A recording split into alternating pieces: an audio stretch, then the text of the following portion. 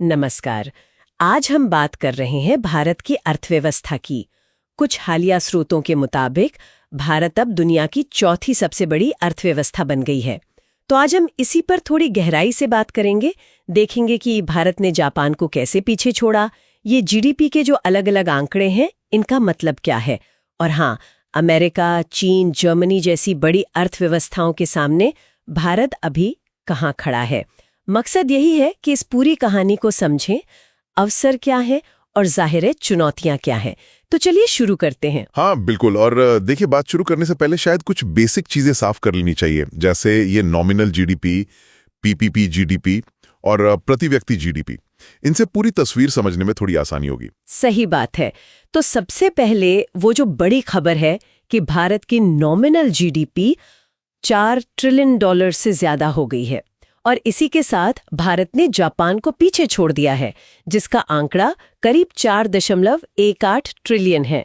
मतलब अब भारत चौथे नंबर पर है, और ऐसा शायद आजादी के बाद पहली बार हुआ है ना? जी हाँ, बिल्कुल। नॉमिनल जीडीपी के लिहाज से ये पहली बार है, और ये नॉमिनल जीडीपी, जैसा आपने कहा, वो मौजूदा बाजार कीमतों और डॉलर एक्सचेंज रेट पर आधारित होती है। लेकिन एक और बहुत जरूरी पैमाना है जीडीपीपी, यानी परचेजिंग पावर पैरिटी। अच्छा, पीपीपी, हाँ ये मैंने सुना है। हाँ, तो पीपीपी क्या करता है कि वो अलग अलग देशों में चीजों की कीमतों के हिसाब से एडजस्ट करता है। मतलब वो दिखाता है कि लोग अपने देश में असल में कितना खरीद सकते हैं। और इस लिहाज से देखें तो भारत $14.5 ट्रिलियन असल में काफी पहले से ही दुनिया की तीसरी सबसे बड़ी अर्थव्यवस्था है, चीन और अमेरिका के बाद। ओह अच्छा, तो मतलब पीपीपी में हम तीसरे नंबर पर पहले से ही हैं।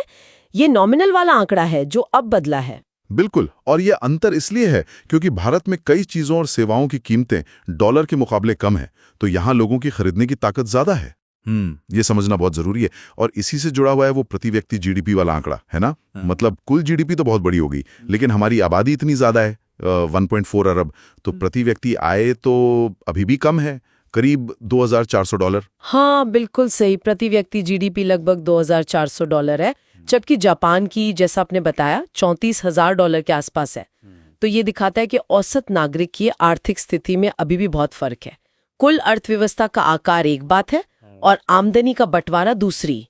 सही कहा। और एक और चीज है विकास दर, जीडीपी ग्रोथ रेट। हाँ, वो भी एक अहम पहलू है। भारत की विकास दर अभी लगभग 7% के आसपास चल रही है, और ये दुनिया की जो बड़ी अर्थव्यवस्थाएं उनमें सबसे तेज है। तो ये दिखाता है कि अर्थव्यवस्था में गति है, वो बढ़ रही है। अच्छा, तो अगर हम अब टॉप 5 की लिस्ट देखें तो वो कुछ ऐसी है।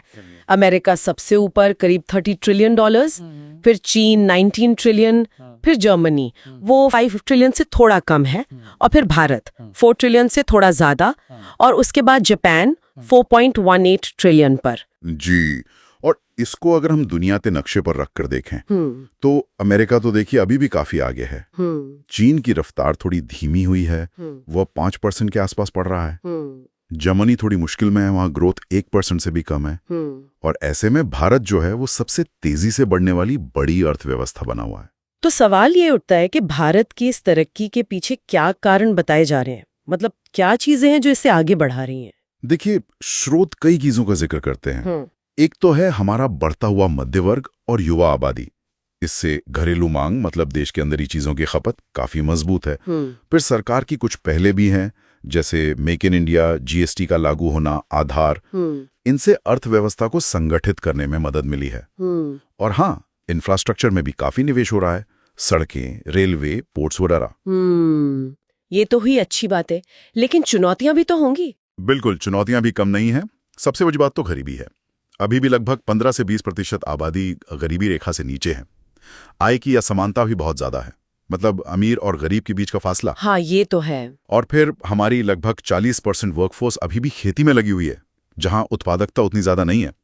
इसके अलावा बिजली, लॉजिस्टिक्स, ट्रांसपोर्टेशन, मतलब जो बुनियादी ढांचा है, उसमें अभी और सुधार की बहुत जरूरत है, ताकि हम दुनिया के साथ मुकाबला कर सकें। सही। तो इन सब बातों को देखते हुए आगे क्या उम्मीद की जा सकती है? मतलब भविष्य कैसा दिख रहा है? अनुमान तो यही है कि भारत अगले कुछ सालों तक 6 से 7% की दर से बढ़ता रहेगा। 6-7%, ठीक है। हाँ, और कुछ अनुमान ये भी कहते हैं कि शायद 2028 या 29 तक भारत जर्मनी को पीछे छोड़कर दुनिया की तीसरी सबसे बड़ी नॉमिनल जीडीपी बन सकता है। ओह, तीसरी सबसे बड़ी, जर्मनी को पीछे छोड़कर।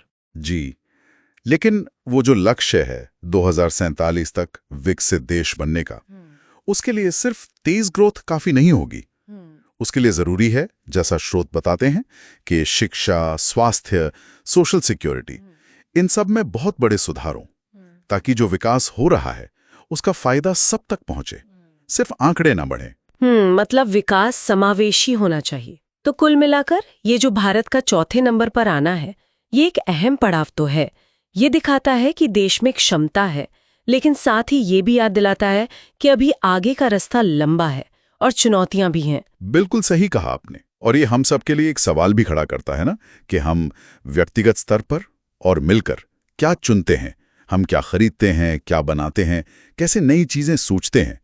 ये छोटे छोटे फैसले ही मिलकर तय करेंगे कि भारत की आर्थिक कहानी का अगला अध्याय कैसा होगा।